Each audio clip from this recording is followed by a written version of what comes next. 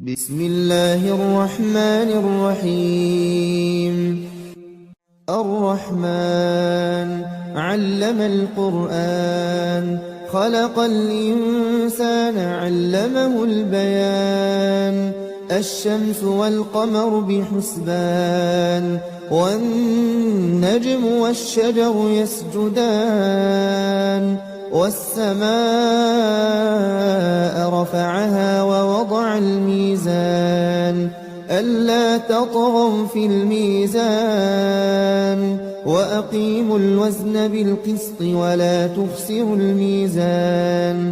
والأرض وضعها للأنام، فيها فاكهة والنخل ذات الأكمام. والحب ذو العصف والريحان، فبأي آلاء ربكما تكذبان. خلق الإنسان من صلصال كالفخار، وخلق الجان من مارج من نار. فبأي آلاء ربكما تكذبان. رب المشرقين ورب المغربين، فبأي آلاء ربكما تكذبان. مرج البحرين يلتقيان، بينهما برزخ لا يبغيان. فبأي آلاء ربكما تكذبان. يخرج منهما اللؤلؤ والمرجان، فبأي آلاء ربكما تكذبان. وله الجوار المنشآت في البحر كالأعلام، فبأي آلاء ربكما تكذبان. كل من عليها فان، ويبقى وجه ربك ذو الجلال والإكرام. فبأي آلاء ربكما تكذبان. يسأله من في السماوات والأرض كل يوم هو في شأن. فبأي آلاء ربكما تكذبان. سنفرغ لكم أيها الثقلان، فبأي آلاء ربكما تكذبان. يا معشر الجن والإنس إن استطعتم أن تنفذوا من أقطار السماوات والأرض فانفذوا، لا تنفذون إلا بسلطان. فبأي آلاء ربكما تكذبان.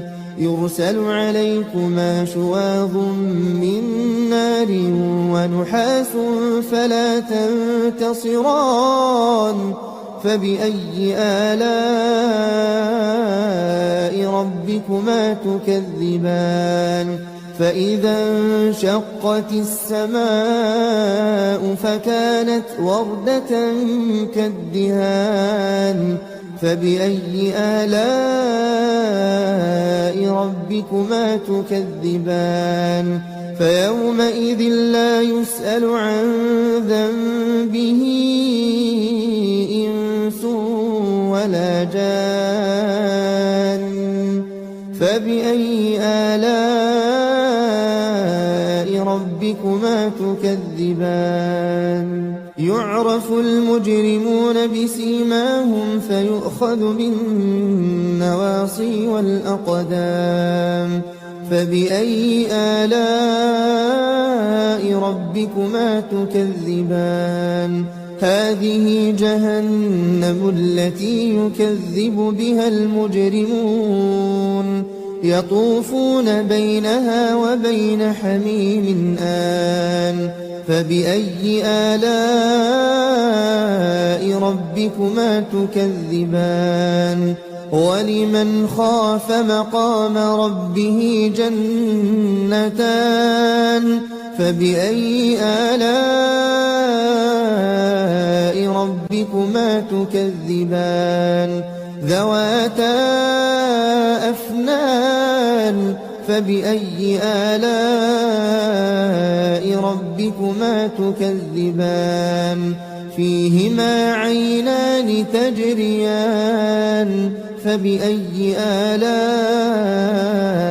ربكما تكذبان فيهما من كل فاكهة زوجان فبأي آلاء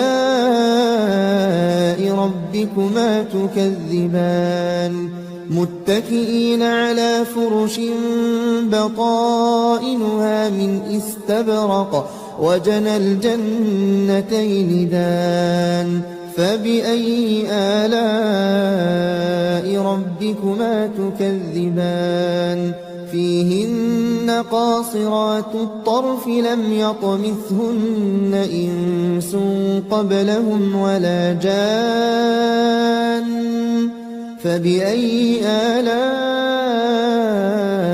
ربكما تكذبان كأنهن الياقوت والمرجان فبأي آلاء ربكما تكذبان هل جزاء الإحسان إلا الإحسان فبأي آلاء ربكما تكذبان ومن دونهما جنتان فبأي آلاء ربكما تكذبان مدهامتان فبأي آلاء